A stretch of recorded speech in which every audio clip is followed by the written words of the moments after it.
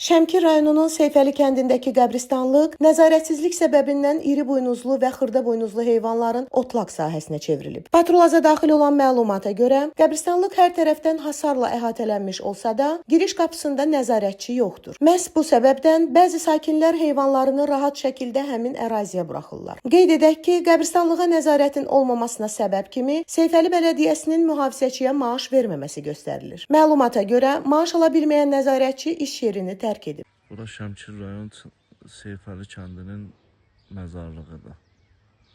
Kənd məzarlığıdır. Ancaq iri buynuzlu və xırda buynuzlu heyvanlar otarılır burada.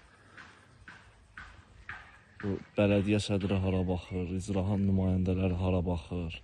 Sakinlərin bir çoxu heyvanların otlaq sahəsinə çevrilmiş qəbristanlığın vəziyyətindən narazıdır və aidiyyatı qurumlardan bu məsələ ilə bağlı tədbir görülməsini xahiş edirlər. Günay Salayeva, Gülbəniz Səfərova, Patrul, AS.